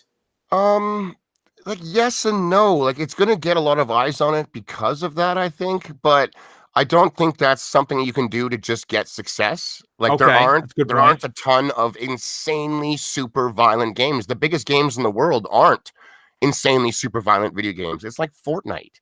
Right. Apex and stuff like it's you are shooting people and stuff like that, but it's not in your face. You're not blowing half their head off or having their entrails hanging out or people So this is no, screaming this for is their basically moms not going as to be they're a dying. Doom. That's right. Like it's just they don't tend to depict that type of thing. And when they do, while there is a niche audience that's out there that will pick it up and buy it, I'm included in that. There is a lot of people that are mortified by it and have no interest in it. Just even other diehard gamers that, you know, they want to go out and be a hero and shoot guys and save the day too, but they don't want to every other scene just be completely grossed out or having to ask all their kids maybe to leave the room or anything like. It's not for everybody, and I understand that. So on one hand, it will get attention. I don't think it's an instant win button by making something like this just super controversial and violent as hell. I mean, even Red Dead and GTA have somewhat toned down some of their violence compared to their past The games. unnecessary violence, I think. A little think bit when like it's necessary, where they're robbing a bank, and you're gonna shoot the popo. That's what's probably going to happen. Again, right. I never got offended because obviously I wore the uniform, but I understood what they were going for because it's a bank robbery scene and those things happen. But just to roll up on somebody and just run them over with the car for no reason, you can do that if you want. So you can kill, but it to me it just was not fun. Doing that just made no sense. No, I think it might just be a sign of the series, perhaps. Maybe maturing in its storytelling and its depiction of the violence, so it's not so arcadey. I know, like Call of Duty actually gets a lot of heat for being under the radar in a lot of houses, and it's just kind of like, hey, this game shouldn't maybe be played by 12-year-olds, but it is by the masses. Yeah, and a lot of big reason for that is because moment to moment, your screen and stuff just isn't being splashed with blood, even though you're blowing guys up with missiles and rockets and grenades and running them over with tank. It is a violent series, but it hides a lot of that violence. And maybe it's coming out of that shell. I think a lot of companies need to. There is a market out there for it. I mean, by all means, make an option to turn it off. If you don't want to see that stuff, that's a great point. Turn it off. That's a great point. So I'm not too sure why it is that they're doing it. I don't think it's only to get media attention and stuff. I do think that they're just trying to change up the Call of Duty formula, because it has been relatively the same for over a decade now. Yeah, no doubt about that. Well, listen, this was a great topic. We'll move on to the next one. Mortal Kombat 11 has sold 1.8 million digital units, and according to Noob Sabat, it is the biggest launch for digitally for Mortal Kombat, which listen, it says a lot of things. First of all, anyone wondering if Mortal Kombat would be a massive success for NetherRealm Studios and Warner Brothers, all you have to look is at the numbers, right? Everyone's playing it, everyone bought it, everyone's loving it. The changes of making the characters so big on the screen, I think, was really, for me anyway, as a fan, I really appreciated that, because it made me feel like, especially when you're playing on a big TV, when you're playing on a 65-inch HDR monster, you see those characters doing those fatalities up close in your face. It's amazing. But you know what? Another metric that shows just how well the game has been selling is, of course, through the digital sales. Now, we know that physical copies are starting to lose its luster, I guess, if that makes sense. But according to the stat that I was able to pull, and I pulled this story from comicbook.com, let's go all the way back to 2015 at the launch of Mortal Kombat X. It sold 400,000 digital units, and that was considered like a big win for both Warner Brothers and NetherRealms. Well, fast forward to the launch of Mortal Kombat 11, and they quadrupled it by 1.8 million digital copies. Shady, first of all, I know that you're an old school cat like me. I don't have a problem with digital. I know a lot of people in the chat. I know I didn't see Noof, but I know Noof would. I know Lady Foxfire, who's a big fan of the show, and I'm a big fan of her work. She's also a very old school person where they have the mentality that, no, I want the disc in my hand. A lot of people in the chat are still like that as well. For me personally, I've moved away from the disc in hand. I only get them with my collector's editions because you don't have a choice. So I usually get the digital. For you as a fan who enjoys Mortal Kombat, who's played Mortal Kombat 11, how exciting is it to see the franchise still have substance in 2019, but with digital sales showing some strong gains. It's a good thing to see, and I mean, like, it kind of goes against what I just said. That game is hyper violent. Mortal Kombat 11 is almost like the most violent for what video games are showing today. But I also find for a lot of these fatalities, they kind of have tongue-in-cheek humor as well. As much as you just absolutely rip this guy limb from limb, it's almost like they're kind of winking at you, and you're meant to laugh at the very end when his tongue is hanging out. Something funny tends to happen in a lot of the fatalities. So, as violent as it is, there's a little bit of, I don't know, just it is kind of, you can laugh at it. And if someone's mother were to walk in and see that kind of thing, they might just be like, that's disgusting, but then, okay. So I'm just glad that it's had success. I think it is a fantastic fighter. It launched with a lot of content. It is very, very feature complete. I mean, if you want to get every single skin for every single character, it's going to be a grind for you. That's kind of just the way it is. I'm sorry. But, I think it's done really well. It looks fantastic. I like it a lot. I haven't put in nearly as much time as I would like. My roommate, who I tend to play my fighters with, he's been traveling on business a lot over the last few weeks, so he hasn't been around. But the digital sales, that's impressive. It tells me that it probably did equal or more on the physical front. So we're looking at a game that almost did 4 to 5 million in its first month, which is big. That's really big, especially for a fighter. Even though Mortal Kombat is extremely popular and kind of like a legacy fighter, I think that's really impressive for a fighter in today's climate to still be able to pull those types of numbers. I think the genre in general has seen a bit of a resurgence over the last year or two. But like, I'm all digital. I've been all digital this entire generation. But the reason that I'm all digital is only because of game share. If I couldn't game share with my digital content, I would still go and buy the discs. I would still rather have that option. Money for sure. Like, there is that ability to, like, again, you can find them used in bargain finders and on eBay and wherever you look for a lot cheaper a lot of the times than some of the mainstream digital like, without the sales. The digital stuff is pretty consistent. Some of the sales are getting nice and steep in the digital world. Like, some of these digital sales are 70% off, 60% off, half off within 2 months. Tomb Raider was actually blasted for doing that. And I think that's a fine thing. I mean, if you want the game that bad, just sort of know that if you're going to buy it now, it's going to be cheaper sooner than it was only a few years ago. That's the thing with digital content becoming as prevalent as it is. I like it, but like I said, if I couldn't share my content with a friend, I wouldn't be all digital like I am. That's the reason I enjoy it, is I'm essentially getting 2 for 1 with everything that my game share partner and I buy. That's so cool, it's a no-brainer for us because of that. Like, it is a convenience thing. It's nice just being able to load everything whenever I want without having to get up and walk to a shelf and pick it up. There's been many, many times where back in the 360 era, when I had 100 odd plus games on the shelf, I wanted to play a game, and the time it took me to walk to the shelf, grab the disc and pull it off, I'd already changed my mind and didn't want to play that one anymore. I wanted to play the one that was sitting beside it or something. Like, that happens so frequently. It doesn't happen as often in digital now. So I don't know what that is. That's a total me problem. But it's just nice to see this game had some success, really big success. I'm excited for whatever DLC characters are coming. There's been some leaks, some exciting leaks. Yes. And yeah, man, I'm hoping for more. I hope it's soon. And other fighters that are coming out can see similar levels of success as well. I'd really like to see that genre kind of come back and get a lot more attention than it has. No, definitely, absolutely. And you know what? This next topic is for the old school players like you and me in the chat. A new Contra game has been leaked for the PlayStation 4, Nintendo Switch, and the Xbox One right before E3. And as a huge fan of the very long-running franchise, I actually couldn't be more excited.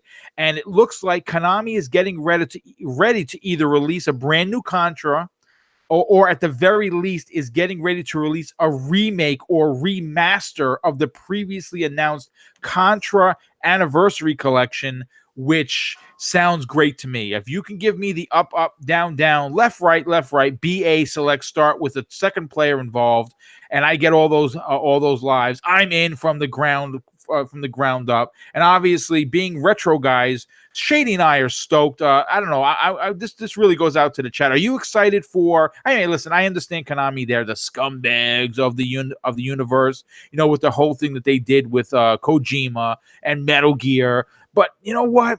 I cannot and will not look a gift horse in the mouth when it comes to getting a new Castlevania and or a new Contra. And of course, this new information comes way of a retail listing out of Germany. More specifically, a big German retailer called Net Games has gone up with multiple listings for Contra across the PlayStation 4, Switch, and Xbox One. Unfortunately, there are no other details that were disclosed. Shady, being an old school gamer like me, are you ready for a new Contra, or at least an HD version of the original one from the arcade or the NES? Oh yeah, definitely. I loved Contra back in the day, the side-scrolling shooter. Like they were super hard. The up, down, down, left, right. Be a select start for 2 players to Yes, have that's 50 right. lives. That's Otherwise, right. just start. But I really liked it. My favorite in the whole series was the Super Contra on the Super NES. I loved that game. I can't even remember how many times my friends and I would beat that title. We loved it. The top-down missions were fantastic. My favorite gun was the laser gun in those top downs. It was just like a Star Trek phaser, just this constant cutting beam that I would walk around and just place on the enemy. I dug it, and I really did like it. I I like the think, spread shot. That was my favorite. oh yes, the spread shot. It got the job done. Same with the rocking, the homing missiles, or just the rapid fire. Like I liked it, and it was unapologetically hard back in the day. So I do think I saw somewhere in my feed, it was either Twitter or on YouTube, I don't recall. It was the last 24 hours that it's actually a Contra collection. I might be wrong, but I think it's a Contra collection, which is totally fine.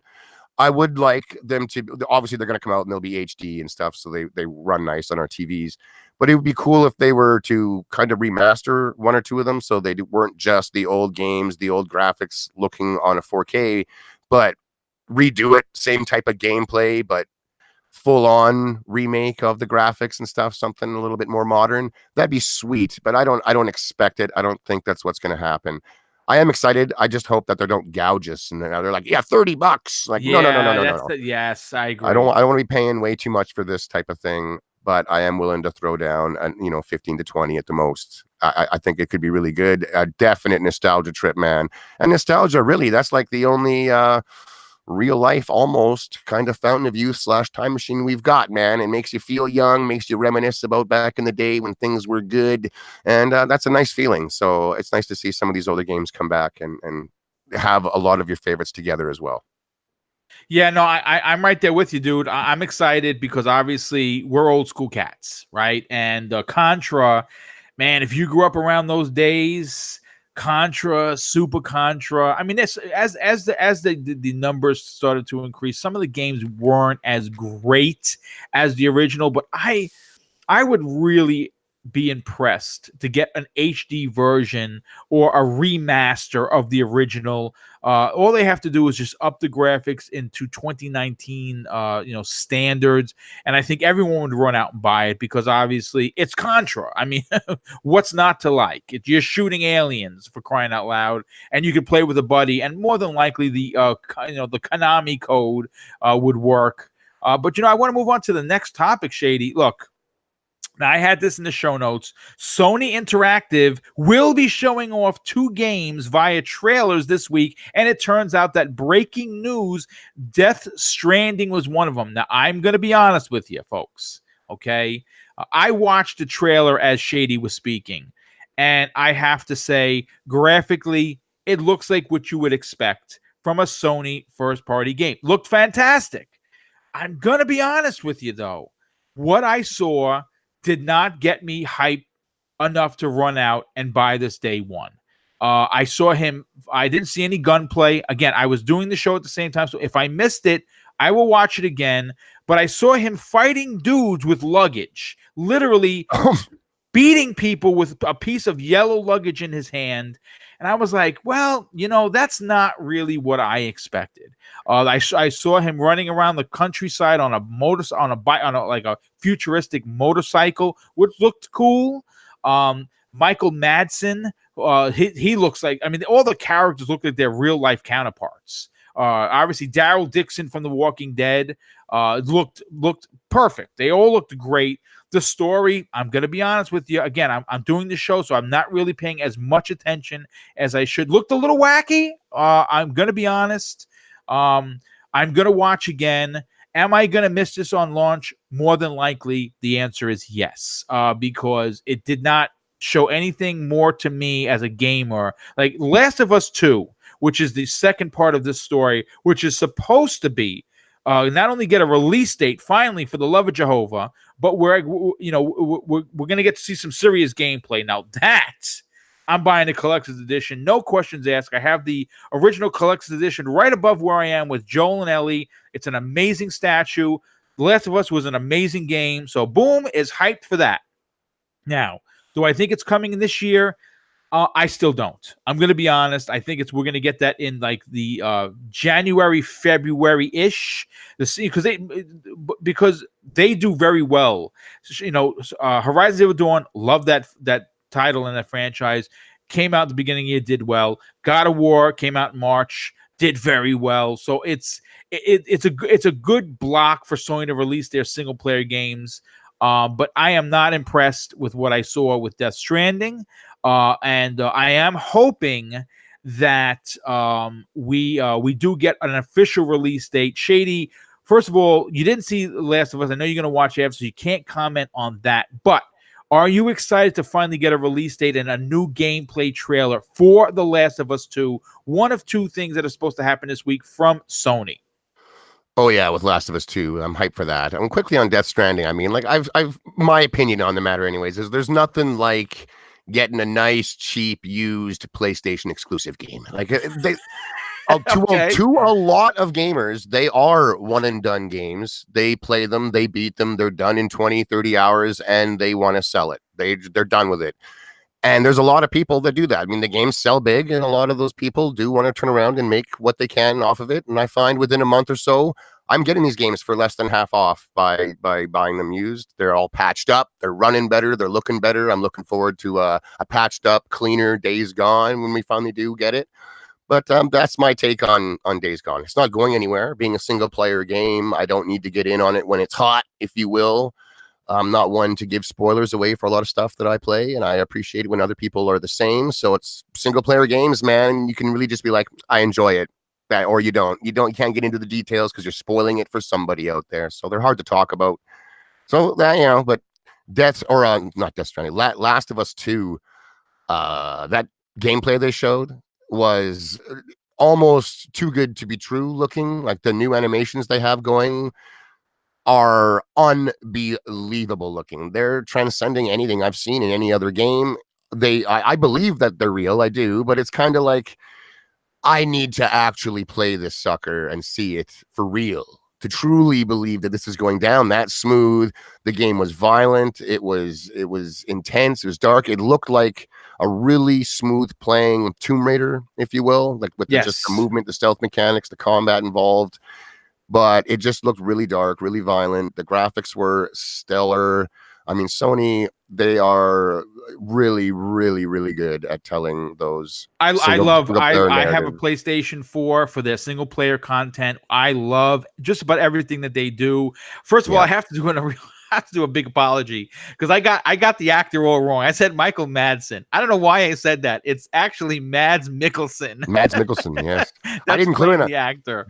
And I agree with you. First of all, the one thing I'm an old school cat. Some people would call me a selfish gamer because I would rather, I know this sounds effed up, I would rather play a story-driven, adult-themed, single-player game than play something online. Not because, I mean, obviously everyone knows I'm personable. I love dealing with the community. But when it comes to my games, I really, like Shady, I kind of want to smell the roses. Someone said that in the chat very earlier in the show. I want to look around.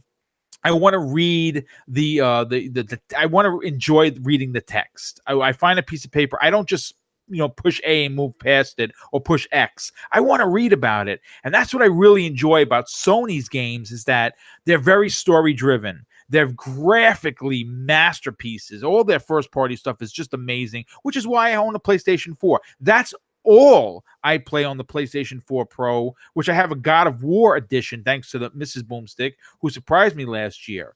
And this generation alone, I bought 4 PlayStation 4s in total, which is crazy, which is why there are not 100 million players. I think there's more like maybe 78, 80, because I know a lot of people that keep up buying the new consoles because their custom consoles are awesome. But in regards to both of these games, I'm real cold on Kojima's next game. Really cold, unless it I have to see it in action. And what I saw did not impress me. The Last of Us from Naughty Dog. Well, it's again, if it comes out this year, I'm not saying that it's not going to win Game of the Year, but Gears 5 is supposed to be a masterpiece. It's going to be a tough pick for a lot of people, depending on what flag you fly, right? It would. I could see the after holiday. It is, like you said, it's huge for Sony. February, March makes more sense to me. Especially if Stranding is coming out against holiday? a Gears? Why go up against a Call of Duty? Why go up against all the big bangers? I'm not saying it couldn't handle it. I mean, it's Last of Us. Well, why poach your own other exclusive being Death Stranding sales at all? Just let Death Stranding have the holiday to itself. Exactly. That's a great point. That's a really, I didn't even think about it. That's a great point, Shady. Really, yeah, and then right after Christmas, because I mean, if it's anything like this last year, right after Christmas is another Christmas of games. It's insane. Like there's a whole new window of releasing a dozen games, and that's like February, March all of a sudden. So I think it's going to be there. Makes more sense, I think. According to the Nailbat, he says Jason, and I'm assuming he's talking about Schreier from Kotaku, who broke this story.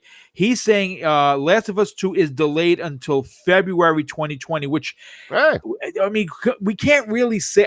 So first of all, thanks a lot, Nailbat. First of all, thanks for being here, number one. I really appreciate the support. And number two, thanks for the hot off the presses info.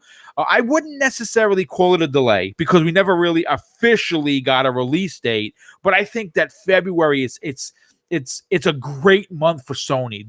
That block does so well for them, and they have all year to sell The Last of Us 2, which is great for them. That's gonna sell 10 million copies like God of War and Horizon Zero Dawn and whatever other else, the Spider-Mans of the PlayStation 4.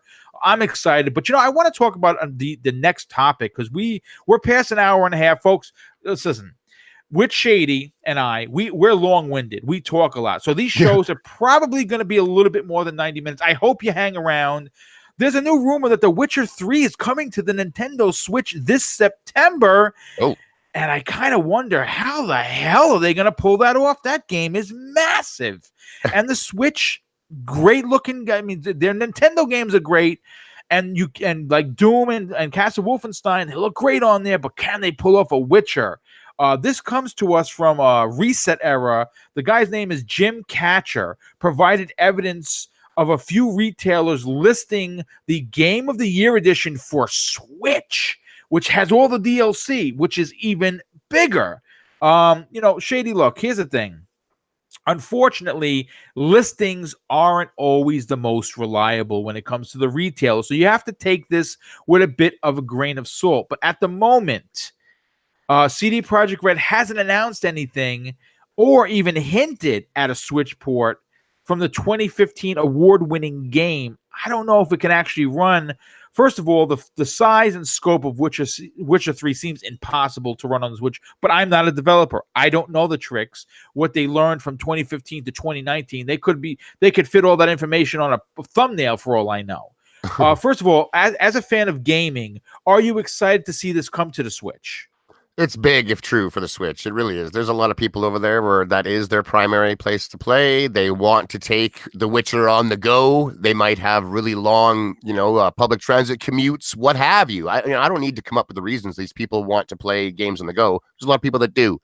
And if Witcher is coming to the Switch, one, that would be an impressive feat, because the Switch has nowhere near the power that the other consoles do. It obviously does have enough to run these games, albeit in lower resolutions, lower textures. I saw comparisons with Mortal Kombat on the Switch, and the skin textures and the clothing textures and things like that were really toned down, especially in a side-by-side comparison. But for someone who just wants to play these types of games on the go, it's still obvious what you're looking at. It's not like true crazy potato mode and you have no idea what's going down on screen. there will be downgrades. I expect some pretty serious ones with a game like The Witcher.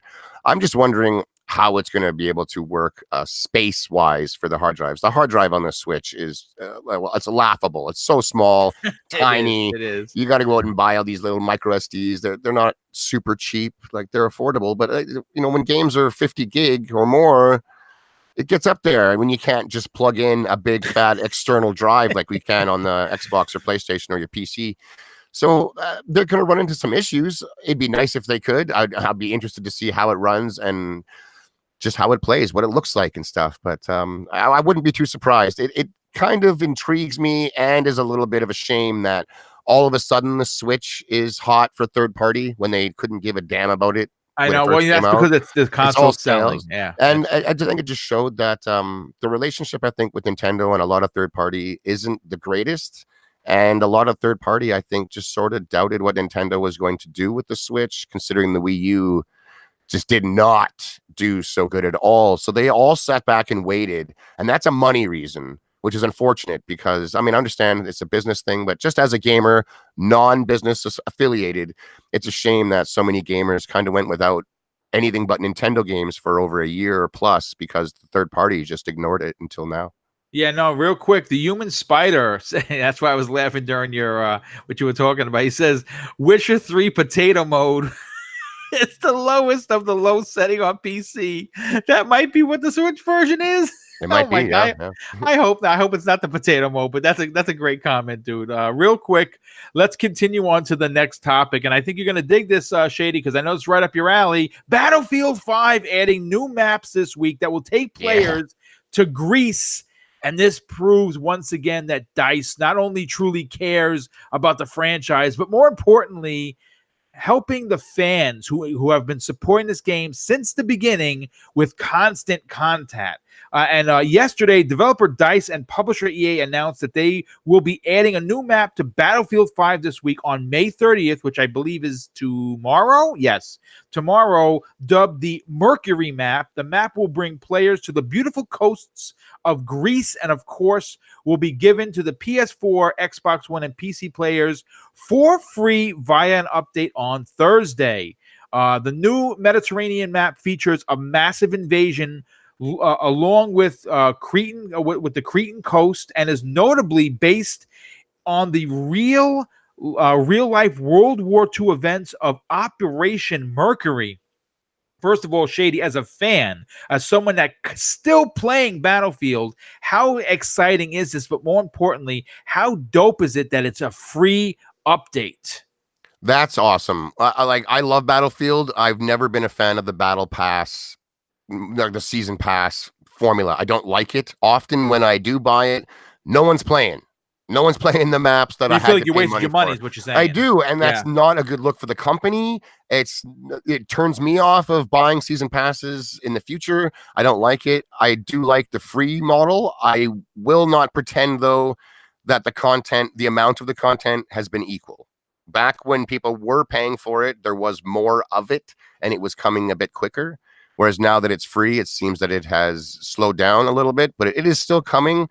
So that's a bit of a give take. It's not costing me anything, but I'm getting a bit less. Whereas if you had to go and buy it all, you were getting more. But I think you ran into the risk of, if you weren't playing that new DLC right when it came out, it didn't take them very long to just have their player bases dwindle. And it was really hard to find full lobbies in a lot of the DLC matches, at least in my experience with a lot of these games. So I think the free mode is better. I hope they can up this free content soon.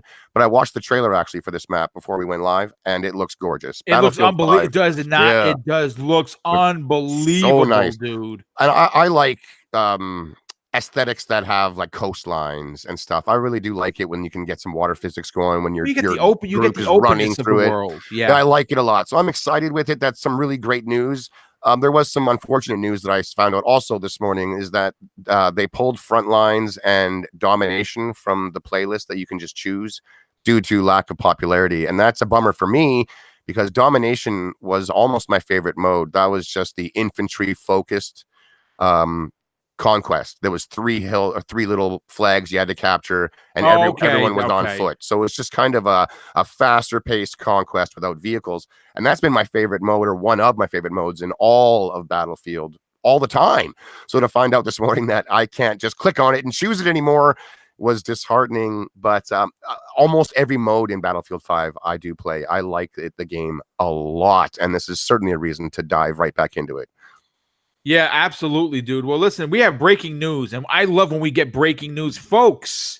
It has been confirmed by Sean SK. I believe he works at Crystal Dynamics. It has been confirmed that the worldwide reveal of the Avengers project will be happening at this year's E3. And of course, if you did not know, Square Enix took Sony's evening spot, so they're going to be showing the Avengers project, and my goosebumps just got goosebumps because I'm a huge Marvel fan and I love getting breaking news on this show. Shady, how exciting is this that we're going to finally see what the hell this project really is, and maybe we'll kind of get a release date. I think it's super exciting because Marvel's tearing up the big screen, man. And as far as the games go, Spider-Man was undeniably a hit. It was good. Great exclusive for the PS4. It's like that's kind of it. Like we've got a couple, the what do you call it? Marvel Ultimate Alliance. Don't sleep on that, that's dude. starting to look a little bit more. Yeah, it's looking a bit more impressive over the time here than it was at the initial reveal for me. And then they've done the VR Iron Man, which has its audience. I'm sure it'll do well in the VR world. But I mean, where are the AAA quote unquote bangers coming from Marvel and their studios that they've decided to work with? They're coming. This is one of them, and they have, like you said, they've taken Sony's spot to show this off, amongst other things, I'm sure. But I'm glad that they've confirmed it, and we're not going to end up with them having their own conference.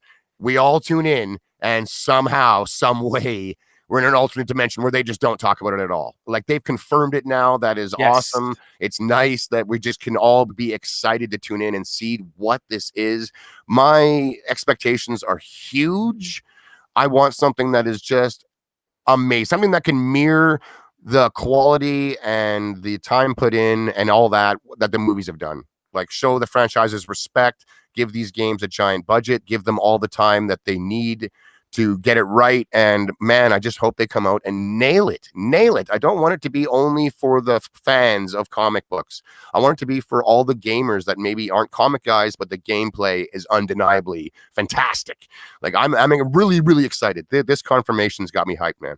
Yeah, no, obviously, I think what they have to do is they have to attack the three markets. You have to attack the comic fans, you have to attack the gamer, but you also have to attract the MCU crowd. So it's a three-prong attack that they need to hit, because obviously it's going to be action-based. And I don't know if it's going to be, and again, I literally have no idea what this game is going to be, how big the characters are going to be, how big the world's going to be. I'm really excited because I was worried we weren't going to get any information on this, but this confirmation is a big deal. But I kind of want to get the chat involved now. Game Ramp did a poll about the 10 most anticipated games for E3 2019. I have the list in front of me. I'm going to read the list, and I want to get what was not on here for you, Shady, that you'd like on here. And more importantly, I want to hear from the chat, what game wasn't on this top 10 that you want to see at E3 2019? This is the list that they had. They had Borderlands 3, Cyberpunk 2077, Dying Light 2, Final Fantasy VII Remake, Gears 5, Ghost Recon Breakpoint, Halo Infinite, Pokemon Sword and Shield, Star Wars Jedi Fallen Order, and The Outer Worlds. And for me, is exactly what we just talked about, is the Avengers project is not on that list. That would take Pokemon Sword and Shield for me, because I'm not the biggest Pokemon fan. I know the game is going to sell well, but that's the one game that was left off that list. Chat, let me know what you're thinking. What game was not on this list that you want to see more coverage come E3? And Shady, what about you? What do you think about their top 10? I think the top 10 is it's a great list of games. At first, when I was reading it, I was wondering, I'm like, is this just what they want to see at Xbox E3? And then I saw Pokemon Sword and Shield and Final Fantasy VII Remake, which as of right now is affiliated with Sony. That's a multi-plat game, though. They've already confirmed that it will be on Xbox as well at some point. But I think it's a fantastic list. I'm excited to see all those games, except for maybe the Pokemon. I'm not a huge Pokemon gamer. Me either. I'm just not. So, that's not for me. But I wouldn't necessarily think that they missed them. I would just expand the list. It wasn't big enough. 10's not enough to be hyped for. I got to go big. So I want to see more Doom, and I know we're gonna. Yeah, I want to that's see a great point. I want to see more Wolfenstein, and I'm pretty sure we're going to. Don't you know, Shady, that I got into the Bethesda conference? Good Lord, call me peanut butter. You're my jelly, man. I don't know what to say, man. I'm jelly. You're the peanut butter. Something's going on. Someone's jelly. It's me. I wish I was there. That's going to be insane. I love Bethesda. I really. They just deliver some fantastic games. There's a misstep or two. They have a few of them, but in general, strong. Yeah, like up until Fallout 76 and Rage 2, actually, they were like this generation's highest reviewed developer, I believe. I think so. Yeah. Don't misquote me if it's wrong, but I said it, so I think it's correct. So beyond that, I would also like to see maybe some Starfield. I believe it was called, from Bethesda. Their space RPG. I think that could be really cool. We just got a tiniest tease last year, so a little more would be sweet.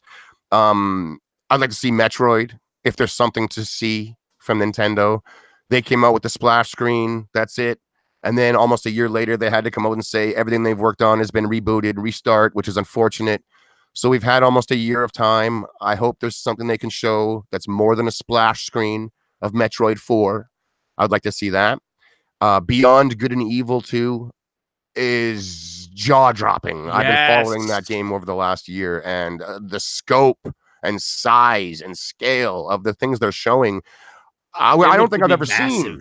It's insane, and I'm really, really hyped to see more of that game. So I hope Ubisoft comes out big time with that one. Maybe that new Assassin's Creed we've heard rumors of. I don't think we're getting Assassin's Creed this Ragnarok. Year, yeah, that'd be a cool tease if they were to show something like that off. Battletoads, I'm still really hyped to see Battletoads this year. I can't wait for that game. Like, that was big for me as a kid, so I'm hoping it comes back in a big way. Wicked music, all that stuff. Like, I want it to be awesome. And Fable, I've heard almost is basically 100% confirmed. It's kind of leaked that it's going to be there. I'm interested to see what it is. Hopefully this time it's going to grab me. It didn't, unfortunately, in its previous iterations. I think the old Fable is going to be replaced with a Witcher type Fable, which I think is more up your alley. Yes, it would be. And then I would love to see, it wasn't mentioned, the DLC for Forza. I think this is going to be their really fun DLC. That's not just a nice new exotic locale to drive in. You called it. Talk about that for a second. I think so. Yeah, talk about that, because you called that. Yeah, last week on Breakfast with Boom, we were talking about what maybe it could be, and would we like to see just like a Hot Wheels sequel? And we both said that would be insane and love it. And then I thought, maybe what if it was a Micro Machines DLC? So instead of racing on, big tracks that are out in the real world that kind of look like real world sized Hot Wheels, we were racing around as Micro Machines through the kitchens and on the kitchen table and out in the backyard over the pool, stuff like that, with the Forza mechanics and graphics and stuff. I thought that would be wicked. And then Randall Thor, big friend of the show, big guy in the community, he says that he's heard that it might actually be that. It might be a Micro Machines or maybe a little Lego race, something that is small themed cars and environments. And to me, that's awesome. I'll give myself a little pat on the back for, I guess, calling it. I just thought it'd be a neat thing. And if that's the case, I want to see it. I want to see it at E3, and I'm pretty sure we're going to get that too. And then also, I want to see The Last Night, which was that little indie game they showed off last year. It was a little kind of a pixel art game mixed with really awesome effects and stuff. Like, it just had a blend of style. It was a side-scrolling, two-dimensional looking game. We were talking about before the show, and you said it reminded you of Flashback, which was an older game. I thought the same thing. I think it looks fantastic. I've heard it's had some troubles over the last year, and I've heard financial troubles, not so much development troubles, but that's more, right. Yeah. And I've heard nothing since. No one's come out and been like, a disaster averted. The game's still coming, and so that's got me a little worried. So to see that again, A, I was really excited to see it the first time, and B, to know that it is still on track and is being finished off to be released would be awesome. So I'd like to see that. And that rounds out my list of really what I could come up with, the games that weren't on this list that I really want to see myself. Nice, nice. Well, listen, this is first of all, real quick. Raymond Morell in the chat says that he hopes to see the new Arkham game, and I hope it is the Arkham game that we've all been waiting for with the Court of Owls. Such a good answer Story. there. That's a great story. If you're not familiar with it, I know Zalker87 was in the chat a while. He's a big fan of Batman. He's a big fan of that particular story. I'm a big fan of his work. Go check him out on his channel, Zalker87 on YouTube. But you know what? This has been what a show, a 2-hour show with breaking news live on the air, which is great. Shady, you knocked it out of the park. I expected no less. You're a constant gentleman and a professional. I want to thank everybody in the chat for being awesome as always. We had almost 140 people watching live today, and that's big for this particular smaller show. I saw a lot of new faces. If you're new to the channel, please hit that that like button, hit the subscribe button. This is the kind of content you're going to get from all of my shows. Shady's a part of this community in a big way. He's also a part of 2 of the shows of the 3 that I do. Also, he's also a big part of the Xbox Nation. Shady, listen again. You're welcome to gaming at Gaming News at Noon. You really did a great job today. And tell everyone where they could follow you on Twitter, but more importantly, check out your other shows that you're on. Oh, thanks, Boom. I had a great time being here, and a big shout out to everyone that showed up live. Thank you for sticking around for that extra half hour. We're going to work on it and go back and forth. It'll be a 90-minute show to maybe a 2-hour show in that window, or we'll see what happens. But thank you, everyone, for sticking around for that extra half hour. It's awesome. We just love talking games, both me and Boom, and with all of you guys in the chat. You're very active. You're very polite. It's great to see. I like it. I like this community you've got here, Boom, which is why I agreed to be a part of 2 of your shows, which is this one, my debut today. I loved it. I can't wait for next Wednesday. Also, Breakfast with Boom every Friday morning. And like you said, Xbox Nation, which is later on today on Crap Gamer Reviews channel. It starts at 8 o'clock Eastern, 5 o'clock Pacific. I hope you guys can all join us tonight. It's going to be fire because it has been 2 weeks missed for me on that show due to technical issues, and I just missed a week. Couldn't do it. So I am really looking forward to getting back this week, man, because it's been a while. I am So Shady on Twitter. You can find me at the Sesh Empire. That's one word. Xbox, I'm So Shady. Thank you, everyone, once again. Hope to see you again next week, later on today and Friday. Peace. Yeah, well, thanks again, Shady, for being here. Thanks again for stepping into the chair, because obviously this show is not meant to go with one person. It's meant to go with a pair of people, and both of us, I think, make a great team. We wish, of course, Salty and his awesome family, including his wife, the best of the best. You know, they have a new daughter coming in the next few months, and obviously we wish the greatest health and success for the big job of having a baby and everything that goes on afterwards. Obviously, like I said in the opening, please continue to support Shady. I'm Salty. He's a big part of this community. His channel is exploding, and I would love to see the same love that Shady and I got today continue with, of course, the Saltiest Gaming channel on YouTube. So get over there. If you're not subbed, hit that sub button. Tell them that Boom and Shady sent you. And I just want to wish everyone a great day. Be careful, especially if you're in the Midwest to New York area. We're getting a lot of thunderstorms over here, so the weather is going to be violent. So just be careful. Take your time. Be nice to one another. Treat people how you want to be treated. And I will see everyone tomorrow on the newest episode of the Xbox Factor podcast with, of course, my other co-host, the Welsh Gamer. Have a great day, everyone. Take care. Bye-bye.